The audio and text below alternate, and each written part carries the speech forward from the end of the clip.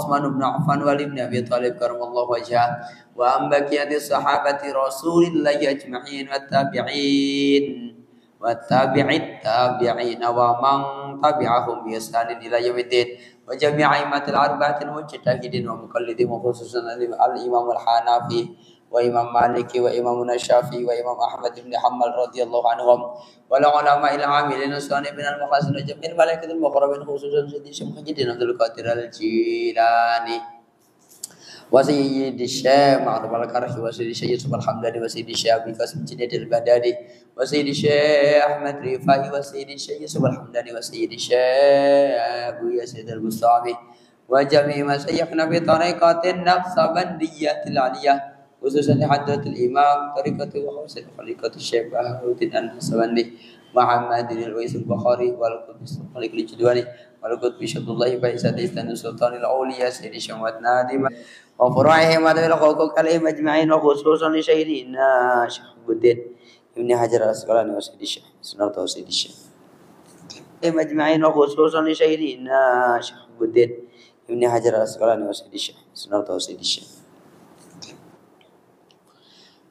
وصلهم وفرعهم ودبر حقوق عليهم اجمعين وسبيل جميع اهل الكبر من المسلمين المسلمات مؤمنين المؤمنات ومشارق الارض ومغربها برها وبرها من يمينها الى شمالها خصوصا اباءنا وابائكم وامهاتنا وامهاتكم واجدادنا وجداتكم وجداتنا وجداتكم واعمامنا واعمامكم وخالاتنا وخالاتكم واستاذكم واستاذاتنا واستاذاتكم ومشايخنا ومشايخكم ومرشدنا ومرشدكم ولمن استمنها هنا بسببه ولأجل اللهم اغفر لهم وارحمهم وعافهم وعنهم لنا ولهم الفاتحة أعوذ بالله من الشيطان الرجيم بسم الله الرحمن الرحيم الحمد لله رب العالمين الرحمن الرحيم مالك يوم الدين إياك نعبد وإياك نستعين اهدنا الصراط المستقيم صراط الذين أنعمت عليهم غير المغضوب عليهم ولا الضالين آمين.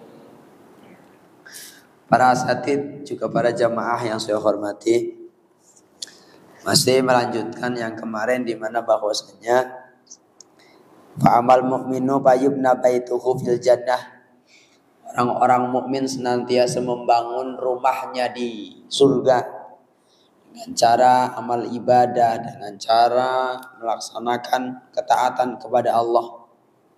Wa amal kafiru fayudabaituhum fil jannah. Sedangkan orang kafir malah justru merobohkan rumahnya di surga dan membangun wayubna baituhu finnar, dan membangunnya rumah-rumah di neraka.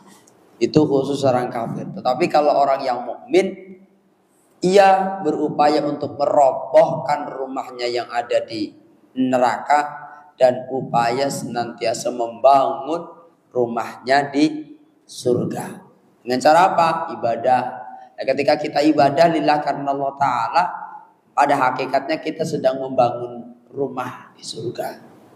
Nah, ketika kita meninggalkan larangan-larangan Allah, maka hakikatnya adalah sedang merobohkan rumah yang disiapkan oleh Allah di neraka. Itu dirobohkan. Biarin mereka itu untuk orang kafir saja. Rawahu Tailani. Faqala al-musannif rahimahullahu taala, masih melanjutin yang kemarin, wa man ajaballah, wa man lan utawi sopane wong ajaba kan nuruti sapa man Allah ing Gusti Allah. Barang siapa yang menuruti perintah Allah, taat kepada Allah, dahabat anhu sayyiat, maka ilang anhu saking wong mau apa as-sayyi'atu ira-ira ala. Orang ketika sudah taat kepada Allah Ta'ala, maka secara langsung kealaan atau perkara-perkara yang tidak baik itu akan hilang dengan sendirinya. Kalau kita menjadi orang yang baik di hadapan Allah Ta'ala, sudah barang tentu pasti tidak akan pernah melakukan perkara-perkara yang tidak baik, karena sadar diri bahwa perkara-perkara yang baik yang akan hilang dari diri orang-orang yang senantiasa mendekatkan diri kepada Allah. Wanala lan merkoleh sapa man jami al khairat ing sekabehane pira-pira kebagusan. Sudah barang tentu ketika orang itu taat kepada Allah, maka ia akan mengikuti atau menjalankan perintah-perintahnya Allah. Maka yang dihasilkan apa? Yang dihasilkan adalah kebaikan. Perkara yang ala, perkara yang jelek itu hilang. Yang didatangkan oleh Allah adalah pahala. Yang didatangkan oleh Allah adalah ridhonya Allah. Nah ini bagi siapa? Bagi orang-orang yang nurut kepada Gusti Allah. Nah ini ruwiya dan riwayatakan annahu teman setuhune Kanjeng Nabi. Nah ini ruwiya dan riwayatakan annahu teman setuhune Kanjeng Nabi. Lan amak adahu finnar. Tidak akan ada orang masuk ke surganya Allah kecuali ia telah dituduhkan, ia telah dilihatkan oleh Allah apa? Tempat di neraka. Artinya apa? Orang-orang yang beriman itu hakikatnya diberikan dituduh, diberikan penglihatan oleh Allah, itu tempatmu di neraka. Seperti itu tempatmu di neraka. Dengan cara apa?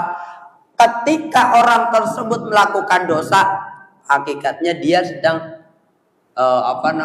ditutup, rumah surganya tuh ditutup. Tetapi bagi orang yang mau melakukan dosa kok, loh, ini dosa, maka saya nggak boleh melakukan dosa.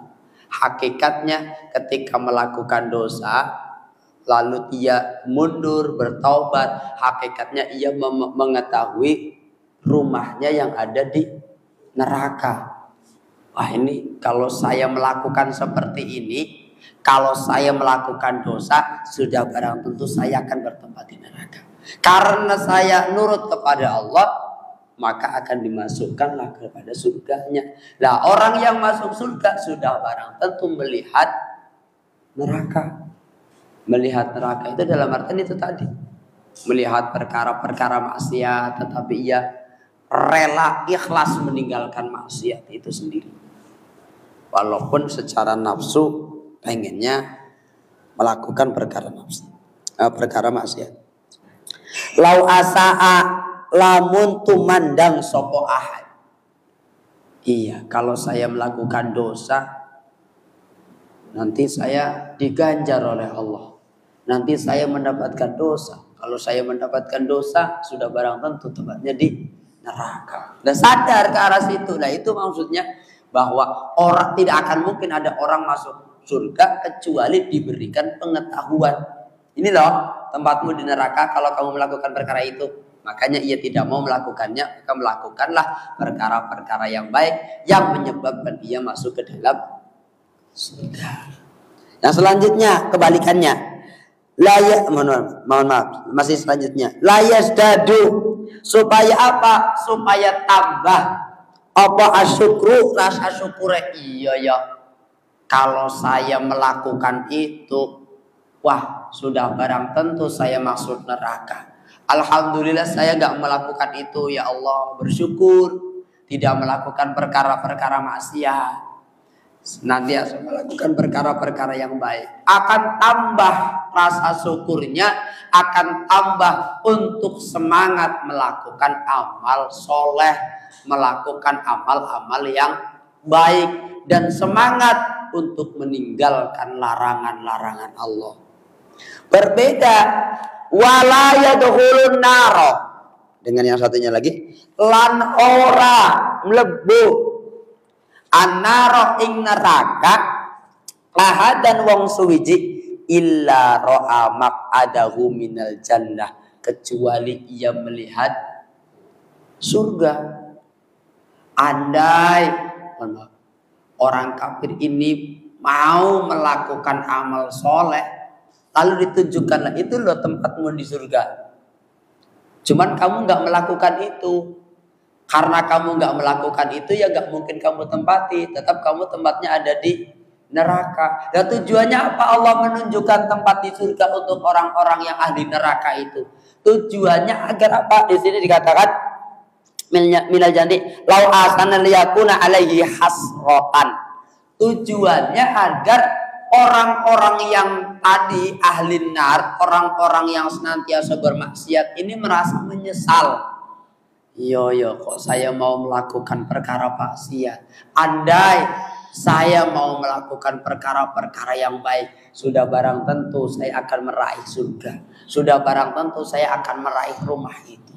Tetapi karena melakukan maksiat, ya mau tidak mau saya harus bertempat di neraka. Tujuannya itu. Tujuan utamanya Allah tunjukkan. Ini loh tempatmu di surga sebenarnya. Kalau kamu berbuat kebaikan. Tapi karena kamu nggak berbuat kebaikan, ya sudah terima. Di mana? Di neraka. Tujuannya agar apa? Agar orang itu menyesali tentang kehidupannya yang digunakan untuk perkara maksiat. Ini. Makanya mumpung masih hidup, mumpung masih banyak para ulama, kita nggak bisa belajar Al-Quran secara langsung kepada Al-Quran. Karena ngapunten, nasihat itu kan ada 3 yang sering dikatakan. Nasihat yang pertama ada Al-Quran. Orang kita mau belajar Al-Quran sudah barang tentu harus memahami ilmunya dan lain sebagainya, susah dan lain sebagainya. Hadis pun sama, harus tahu asbabul wurud dan lain sebagainya. Masih ada para ulama, kita belajar kepada ulama. Loh, hadis nggak mau, Quran nggak mau, belajar ngaji nggak mau. Ya sudah, tinggal nasihat yang terakhir. Apa itu nasihat terakhir? Kematian. Oh, dinasehati kematian kok tetap bendal, tetap tidak mau, berarti sudah tidak ada nasihat yang lain. Makanya ketika maaf ada orang berita innalillahi wa inna ilaihi rajiun, telah wafat bulan, hakikatnya itu sedang memberikan nasihat kepada kita.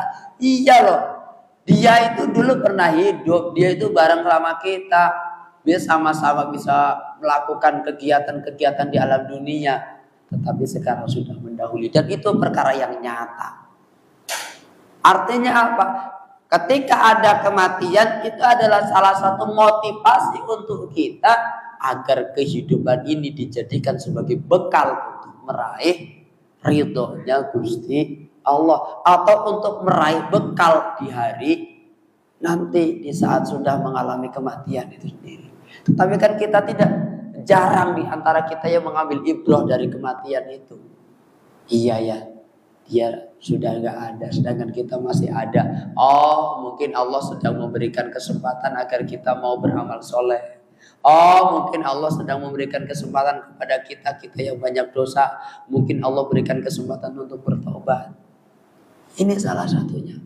Tetapi kan kita ya biasa-biasa aja. Nah, ini salah satu ciri-ciri orang yang hatinya sudah keras. Diberikan nasihat paling dahsyat yaitu kematian, kadang kita ya paling nangis di saat itu, sawise ya bar. Istilah katanya seperti itu. Maka jadikanlah nasihat-nasihat itu sebagai motivasi dalam kehidupan. Wal maqalatur rabi'atu lan maqalah kang kaping 4, qala Umar radhiyallahu an. Qala dawuh sapa sahabat Umar radhiyallahu an, wa jazaa'u an ummati, lan muga-muga bales sapa Allah ing Umar an ummati saking umat Sayyidina Muhammad sallallahu alaihi wasallam. Innallaha ta'ala qatamasyitata. Innallaha taman satuhune Gusti Allah taala iku qatamasyitata ngumpetaken sapa Allah sitata ing perkara kang nenem minal khisali saking perkara pisitatin di 6 perkara. Allah menyembunyikan 6 perkara pada 6 perkara. Yang pertama, minal asjai katamar ridha fit ta'ah. Allah menyembunyikan ridha fit ta'ah ing dalam ketaatan. Artinya apa?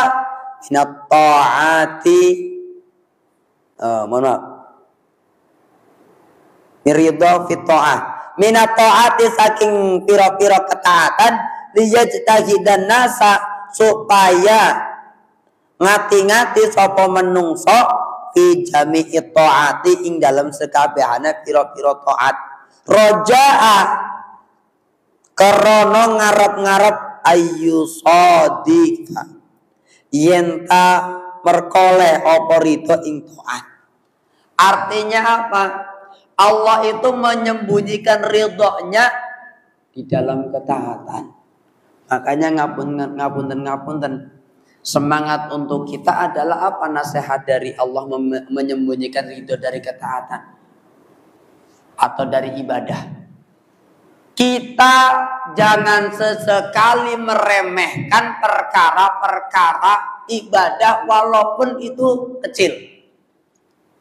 Maaf, saya itu nggak terima hanya sekedar ibadah-ibadah yang kecil. Saya itu biasanya ibadah-ibadah yang besar, sholat jamaah, puasa, atau contoh qiyamul lail.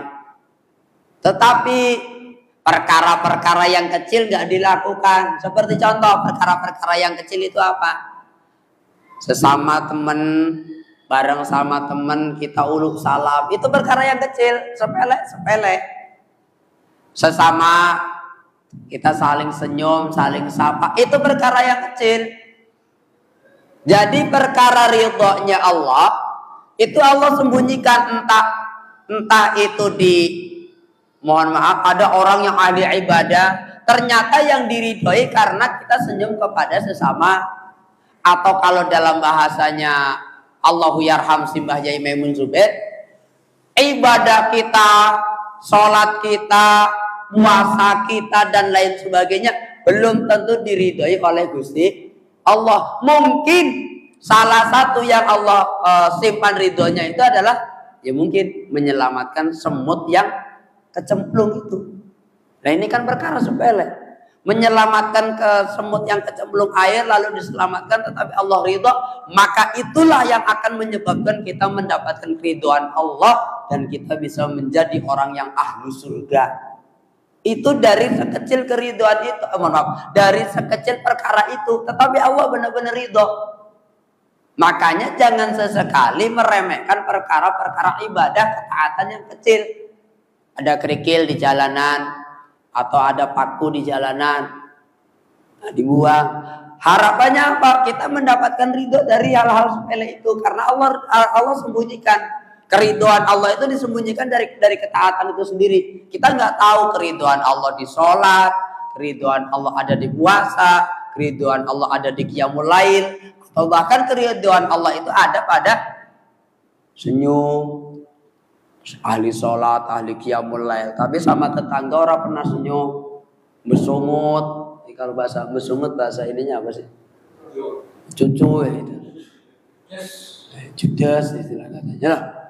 Itu bisa jadi dengan senyum itu kita mendapatkan ridhonya Gusti Allah. Karena apa? Hakikatnya ketika kita senyum itu memberikan kebahagiaan kepada orang lain. Orang lain ketika, mohon maaf, ketika kita senyum melihat orang itu melihat kita senyum, itu juga akan merasakan aura bahagia lah. Kalau kita mohon maaf, orang lain melihat kita cemberut, istilah katanya, ini wong kok besungut, ya aku juga salah apa aja nih. Kan pikirannya ke situ, akhirnya mempunyai pikiran-pikiran negatif. Saja nih wong kok apa ya, nggak pernah senyum. Apa saya punya salah sama dia? Kan seperti itu. Artinya apa? Ayo, sekecil apapun jangan sampai diremehkan. Ibadah sodako satu contoh, tapi walaupun 1.000 rupiah benar-benar ikhlas ridho, lalu Allah meridhoinya, bahkan itu bisa melampaui dari ibadah sedekah yang sangat besar. Makanya jangan menyepelekan. Jangan menyepelekan. Ada sampean nyumbang cuman semen sak loh sekian. Enggak perlu. Ya, mungkin saya mampunya menyumbang semen 1 sak. Sedangkan panjenengan bisa ngecor dan lain sebagainya. Jangan bangga dulu. Belum tentu yang diterima yang mana. Nah, satu contoh kita membangun musola, membangun TPQ, bangunnya nggak tanggung-tanggung sekian ratus juta, sekian puluh juta. Tetapi di dalam hatinya ada rasa ujub karena pengen dilihat oleh orang. Kira-kira Allah ridho tidak? Belum tentu.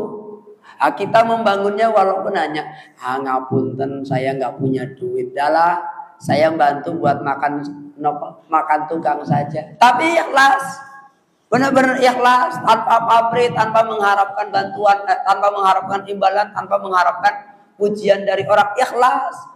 Mungkin Allah justru meridhoi hal yang seperti itu daripada orang yang tadi sedekah ratusan juta tetapi ada rasa pengen dipuji, ada rasa ujub, ada rasa sombong. Belum tentu Allah ridho. Nah, perkara-perkara seperti ini yang harus kita jaga. Dengan harapan apa? Jangan hanya melakukan perkara-perkara yang besar. Boleh melakukan amaliyah yang besar, itu bagus. Tetapi jangan sesekali meremehkan ketaatan atau ibadah-ibadah yang kecil. Ya senyum apa sih susahnya senyum? Bayar ya enggak. Modal Pepsodent istilah katanya. Sebulan satu juga enggak habis istilah katanya. Tetapi kan kembali ke dalam hatinya. Karena kebahagiaan itu ada di dalam hati. Makanya ngapunten walaupun kita punya masalah dan lain sebagainya, kalau ketemu karo wong ya podo-podo bagaimana caranya tetap sumeh. Kalau dalam bahasanya bumbunya itu sumeh, tetap senyum. Walaupun punya masalah. Jangan masalah itu kadang kita ada punya masalah lalu dibikin dibikin pusing sendiri itu orang yang punya masalah lalu dipikiri. Kita ketemu sama teman ya senyum-senyum aja walaupun di rumah mah lagi dimarahi istri kah atau bahkan lagi punya masalah besar ya. Tetap ketika kita bertemu dengan seseorang tetap harus senyum. Ini kan susah. Walaupun perkara-perkara sepele tapi susah. Nah, makanya jangan menyepelekan perkara-perkara yang seperti itu. Dengan tujuan apa? Liyajtahidan nasu fi jami'i ta'ah roja'an ayyusadifa. Yenta merkole oporido ing ta'at fala yajuzu mangka ora wenang lana kadue kita angnah kira taatin remeh akan ing perkara-perkara ketaatan atau ngremeh akan perkara-perkara ibadah walau sohiratan walaupun kecil, walaupun bentuknya kecil. Itu tadi ada kulit pisang di jalanan singkiri. Nah, harapannya mendapatkan ridho bisa menyelamatkan orang. Atau ada paku karena kita zamannya zaman motor, ada paku, ada perkara-perkara yang membahayakan kita singkirkan sehingga orang yang lewat merasa nyaman. Allah ridho.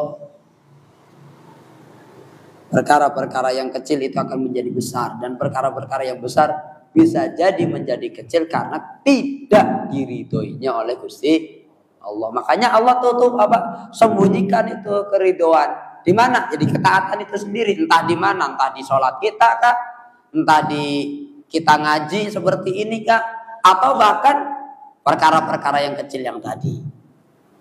Jadi ketika sedekah jangan melihat nominal. Oh saya itu loh 1.000, oh sampai cuma 5.000. Jangan seperti itu. Syukur bisa 100.000, ikhlas lillah karena Gusti Allah. Walaupun 5.000 pun ikhlas gitu. Tapi jangan dipatokkan. Ya enggak apa-apa dah. Ya sedikit tapi kan harus ikhlas. Ya enggak juga. Nanti milihnya yang sedikit. Ya syukur-syukur gede tapi ikhlas. Tapi ketika gede gak ikhlas karena pengen imbalan yang lain ya percuma sih tidak. Cuman karena kadang pahalanya hilang dan hanya mendapatkan pahala mendapatkan imbalan berupa dipuji orang, pengen dianggap wong sing dermawan. Itu ya cuma itu pahalanya, ganjarannya cuma itu, upahnya cuma itu. Jiddan, walaupun perkara-perkara yang sangat kecil itu tadi. Li'annahu karena setuhune kelakuan rubbama iku terkadang kana ono lidahu ing ridhone Gusti Allah fiha ing dalem perkara kang cilik. Itu. Yang kedua, wa katamal ghadaba lan ngumpetaken sapa Allah taala ghadaba ing perkara bendu murka fi maksiatin ing dalem maksiat.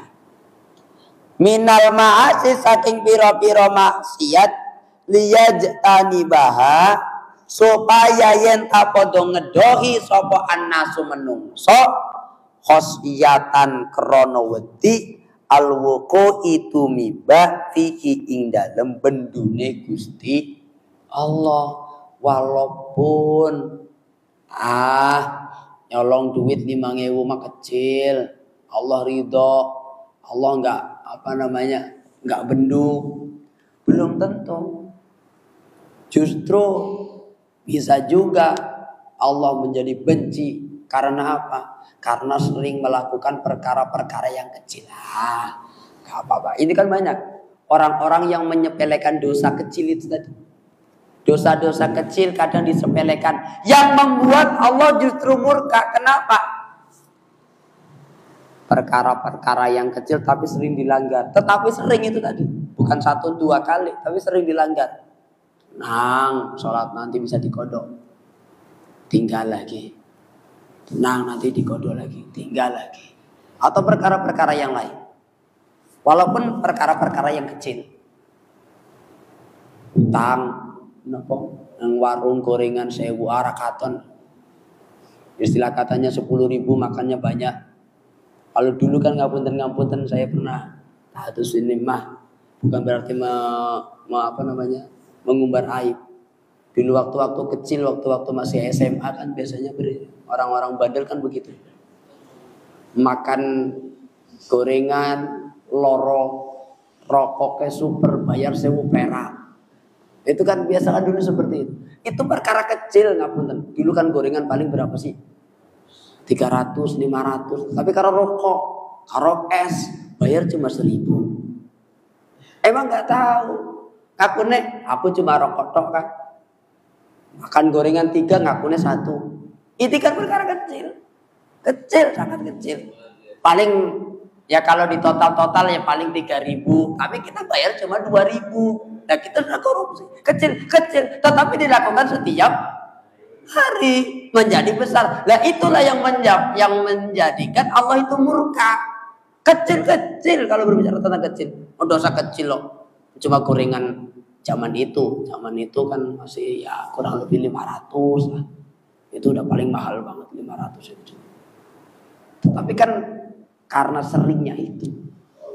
Kalau sekarang bahasanya yaitu tadi, makan gorengan 5.000, bayar 5.000, makan gorengan 3 plus es teh 5.000. Kalau di warung-warung enggak. Kalau dulu kan biasanya di sekolahan itu seringnya seperti itu. Kenapa? Karena saya memang pernah melakukan itu, jujur saja. Saya pelakunya.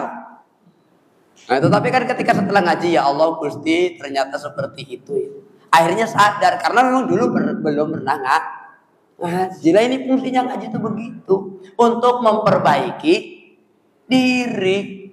Nggak apa-apa kita berpengalaman terlebih dahulu. Oh ternyata seperti ini, saya salah ya. Kalau dulu kan nggak pernah merasa salah, yang penting saya bisa makan tiap hari, bisa jajan walaupun 2.000 rupiah, tapi kan kenyang. Makan gorengan, waktu itu saya masih ngerokok, ya minum es teh, bayar 2.000. Tetapi kan setiap hari dilakukan. Ya warungnya, apakah warungnya tahu? Ya wallahu a'lam. Yang penting saya bayar, walaupun itu yang seharusnya bayar 4.000 atau 3.000, bayar cuma 2.000. Yang jadi masalah, murkanya Allah itu datang karena dilakukan secara terus menerus dan menyepelekan. 1.000 rupiah. Nah, itu yang membuat murkanya Allah itu datang. Atau bahkan melakukan perkara-perkara yang besar. Satu contoh, mohon maaf, pernah melakukan zina. Benar-benar zina, hilaf. Ya Allah, setelah itu sadar diri, taubat, mengakui dosanya, mengakui kesalahannya. Allah ridho, dimaafkan dosanya, dihapus dosa zinanya. Lah kalau yang tadi, dosanya itu bukan karena masalah 1.000 rupiahnya, tetapi karena menyepelekannya itu yang membuat menjadi dosa besar. Jadi dosa besar itu bukan hanya karena melakukan dosa besar, justru melakukan perkara yang kecil, tetapi perkara karena hanya menyepelekan, seolah-olah itu mah kecil. Kan kita seolah-olah sombong, menentang Gusti Allah. Itu yang membuat menjadi murka. Itu yang membuat Allah itu menjadi murka kepada si orang tersebut menjadi besar. Makanya hati-hati. Artinya apa dengan hal ini? Ketika Allah menyembunyikan murkanya Allah di dalam kemaksiatan itu, baik kemaksiatan yang kecil maupun kemaksiatan yang besar, bagaimana caranya kita menjauhi tersebut agar tidak sampai dibendung, dimurkai oleh Gusti Allah. Nah ini, korupsi, jadi dewan korupsi 1 juta mah nggak kelihatan, 1 juta. Tapi setiap bulan istilah katanya, korupsi seperti itu mah gak kelihatan. Coba tuh lihat yang sekali korupsi 100-an juta. Hati-hati dengan perkara-perkara yang seperti itu. Makanya enaknya ngaji itu seperti itu. Oh, ternyata seperti ini ya. Maka semangat kehidupannya untuk melakukan perkara-perkara ketaatan menambah, untuk melakukan perkara-perkara yang maksiat itu justru berkurang karena merasa takut dengan murkanya Gusti Allah. Maka kita orang-orang yang iman itu akan jalan lurus sesuai dengan jalur petunjuknya Gusti Allah, karena takut dimurkai oleh Allah Ta'ala. Justru orang-orang yang sudah itu tadi melakukan perkara-perkara yang kecil tetapi terus menerus, itu hakikatnya adalah orang yang tidak mengenal rasa takut akan murkanya Gusti Allah, karena ditentang. Yen tang remeh akan maksiatan maksiat wa ing dakot senajan maksiatan maksiat wa ing dakot senajan kecil aja harus kita hindari kok, apalagi yang besar. Li annahu krana setuhune kelakuan layu lama iku ora den weruhi annahu temen setuhune kelakuan qad yakunu iku teman-teman ono fiha ing dalem maksiat hodobahu ing bendune Allah Ta'ala. Kita enggak ada yang meriwayatkan seperti itu. Ada juga kok buktinya yang ternyata Lailatul Qadar itu sebelum tanggal atau sebelum 10 hari terakhir. Apa? Di saat turunnya Al-Quran. Itu kapan? Tanggal berapa turunnya Al-Quran? 17. Yang artinya apa? Ketika Allah sembunyikan Lailatul Qadar, tujuannya apa? Liyajtahidan nasa, supaya ngati-ngati sapa menungso fi ihtiya'i ing dalam murid-muripi jami'i sahri Ramadan, supaya setiap malam sepenuhnya di bulan Ramadan itu dihidupkan. Jadi orang ibadah aku nanti maca Qur'ane nek waya tanggal ganjil supaya angsal Lailatul Qadar. Lo belum tentu. Lah kalau orang-orang yang seperti itu, di malam ganjil sajalah saya nanti akan rajin baca Quran, dzikiran, sholawatan, memohon kepada Gusti Allah. Dan nanti di malam-malam ganjil doang, malam-malam genapnya bablas. Istilah katanya seperti itu. Artinya apa? Makanya Allah sembunyikan Lailatul Qadar itu. Wallahu a'lam datangnya di mana, di genap atau di ganjil. Makanya Allah sembunyikan. Dengan harapan apa? Dengan harapan manusia itu sendiri mampu menghidupkan semua malam di bulan Ramadan. Jadi orang mau aku kok traweh alam 17, 19, likur. Welo wayahe 20 ra traweh. Wayahe 20 enggak tadarusan. Ternyata kita salah. Atau contoh, Kementerian Agama menetapkan bahwasanya tanggal Ramadan ini jatuh pada ini karena digenapkan bulan Sa'bannya digenapkan karena hilalnya nggak kelihatan karena mendung. Ternyata secara ini satu contoh yang seharusnya tanggal 1 ternyata hakikatnya sudah tanggal 2, kan kita nggak tahu. Yang kita anggap ganjil ternyata genap, yang dianggap genap ternyata ganjil, itu juga kita nggak tahu. Makanya Allah sembunyikan yang namanya Lailatul Qadar itu sendiri dengan harapan apa? Semangat ibadah, menghidupkan malam-malam, seluruh malam di malam di malam Ramadan. Nah, kalau nanti ngapunten kalau qiyamul lail atau Lailatul Qadar itu ditunjukkan, Lailatul Qadar akan jatuh pada tanggal 21 Ramadan. Rame. Sebagaimana malam tanggal 1 Ramadan, tanggal 1 nanti di Titania. Jalan itu penuh nanti. Malam 1, malam kedua, ketiga masih penuh. Malam ke-15 wallahu a'lam bishawab. Itu udah biasa. Karena ya coba kalau nanti ada pengumuman Lailatul Qadar jatuh pada tanggal 23, semuanya berbondong-bondong. Nah, cuman Allah sembunyikan. Dengan harapan apa?